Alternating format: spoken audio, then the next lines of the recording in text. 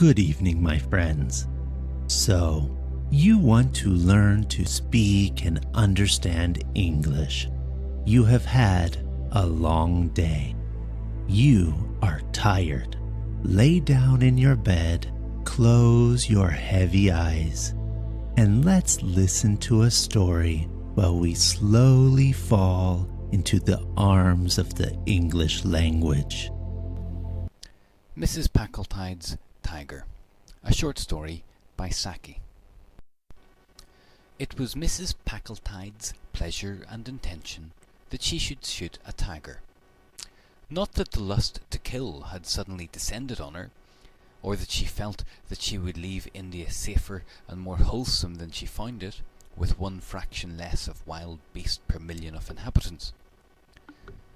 The compelling motive for her sudden deviation towards the footsteps of Nimrod was the fact that Luna Bimberton had recently been carried 11 miles in an aeroplane by an Algerian aviator and talked of nothing else.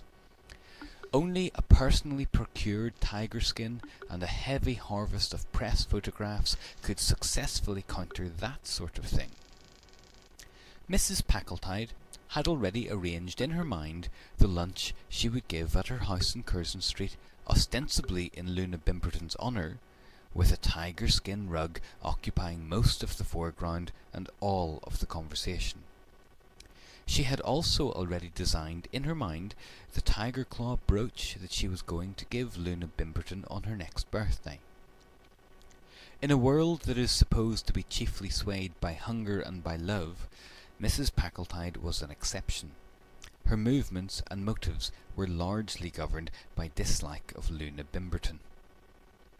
Circumstances proved propitious.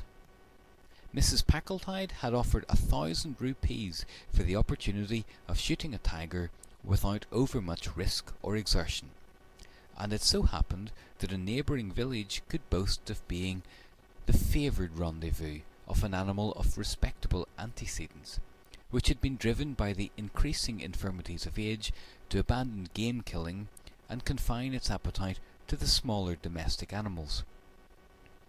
The prospect of earning the 1,000 rupees had stimulated the sporting and commercial instinct of the villagers. Children were posted night and day on the outskirts of the local jungle to head the tiger back in the unlikely event of his attempting to roam away to fresh hunting grounds, and the cheaper kinds of goats were left about with elaborate carelessness to keep him satisfied with his present quarters. The one great anxiety was lest he should die of old age before the date appointed for the Memsahib's shoot. Mothers, carrying their babies home through the jungle after the day's work in the fields, hushed their singing lest they might curtail the restful sleep of the venerable herd robber. The great night duly arrived, moonlit and cloudless. A platform had been constructed in a comfortable and conveniently placed tree, and thereon crouched Mrs. Packletide and her paid companion, Miss Mebbin. A goat, gifted with a particularly persistent bleat, such as even a partially deaf tiger might be reasonably expected to hear on a still night, was tethered at the correct distance. With an accurately sighted rifle and a thumbnail pack of patient cards, the sportswoman awaited the coming of the quarry. "I suppose we are in some danger," said Miss Mebbin. She was not actually nervous about the wild beast, but she had a morbid dread of performing an atom more service than she had been paid for. "Nonsense," said Mrs. Packletide. "It's a very old tiger. It couldn't spring up here even if it wanted to." "If it's an old tiger, I think you ought to get it cheaper. 1,000 rupees is a lot of money." Louisa Mebbin adopted a protective elder sister attitude towards money in general, irrespective of nationality or denomination. Her energetic intervention had saved many a rouble from dissipating itself in tips in some Moscow hotel, and francs and centimes clung to her instinctively under circumstances which would have driven them headlong from less sympathetic hands. Her speculations as to the market depreciation of tiger remnants were cut short by the appearance on the scene of the animal itself. As soon as it caught sight of the tethered goat, it lay flat on the earth, seemingly less from a desire to take advantage of all available cover than for the purpose of snatching a short rest before commencing the grand attack. "I believe it's ill," said Louisa Mebbin, loudly in Hindustani for the benefit of the village headman, who was in ambush in a neighbouring tree. "Hush!" said Mrs. Packletide, and at that moment the tiger commenced ambling towards his victim. "Now, now!" urged Miss Mebbin with some excitement. "If he doesn't touch the goat, we needn't pay for it." The bait was an extra. The rifle flashed out with a loud report, and the great tawny beast sprang to one side and then rolled over in the stillness of death. In a moment, a crowd of excited natives had swarmed onto the scene, and their shouting speedily carried the glad news to the village, where a thumping of tom-toms took up the chorus of triumph. And their triumph and rejoicing found a ready echo in the heart of Mrs. Packletide. Already that luncheon party in Curzon Street seemed immeasurably nearer.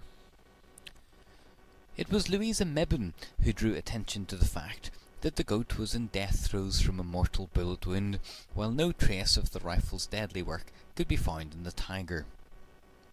Evidently the wrong animal had been hit, and the beast of prey had succumbed to heart failure caused by the sudden report of the rifle, accelerated by senile decay. Mrs. Packletide was pardonably annoyed at the discovery, but, at any rate, she was the possessor of a dead tiger, and the villagers, anxious for their 1,000 rupees, gladly connived at the fiction that she had shot the beast. And Miss Mebbin was a paid companion. Therefore did Miss Packletide face the cameras with a light heart, and her pictured fame reached from the pages of the Texas Weekly Snapshot to the illustrated Monday supplement of the Novo Vremya. As for Luna Bimberton, she refused to look at an illustrated paper for weeks, and her letter of thanks for the gift of a tiger claw brooch was a model of repressed emotions. The luncheon party she declined. There are limits beyond which repressed emotions became dangerous. From Curzon Street, the tiger skin rug travelled down to the manor house, and was duly inspected and admired by the county, and it seemed a fitting and appropriate thing when Mrs. Packletide went to the county costume ball in the character of Diana. She refused to fall in, however, with Clovis's tempting suggestion of a primeval dance party, at which everyone should wear the skins of beasts they had recently slain. "I should be in rather a baby bunting condition," confessed Clovis, "with a miserable rabbit skin or two to wrap up in. But then," he added, with a rather malicious glance at Diana's proportions, "my figure is quite as good as that Russian dancing boy's." "How amused everyone would be if they knew what really happened," said Louisa Mebbin a few days after the ball. "What do you mean?" asked Miss Packletide quickly. "How you shot the goat and frightened the tiger to death," said Miss Mebbin, with her disagreeably pleasant laugh. "No one would believe it," said Mrs. Packletide, her face changing colour as rapidly as though it were going through a book of patterns before post-time. "Luna Bimberton would," said Miss Mebbin. Mrs. Packletide's face settled on an unbecoming shade of greenish white. "You surely wouldn't give me away?" she asked. "I've seen a weekend cottage near Dorking that I would rather like to buy," said Miss Mebbin with seeming irrelevance. 680, freehold. Quite a bargain, only I don't happen to have the money. Louisa Mebbin's pretty weekend cottage, christened by her Les Fauves, and gay in summertime with its garden borders of tiger lilies, is the wonder and admiration of her friends. "Oh, it's a marvel how Louisa manages to do it," is the general verdict. Mrs. Packletide indulges in no more big game shooting. The incidental expenses are so heavy, she confides to inquiring friends. End of Mrs. Packletide's Tiger by Saki.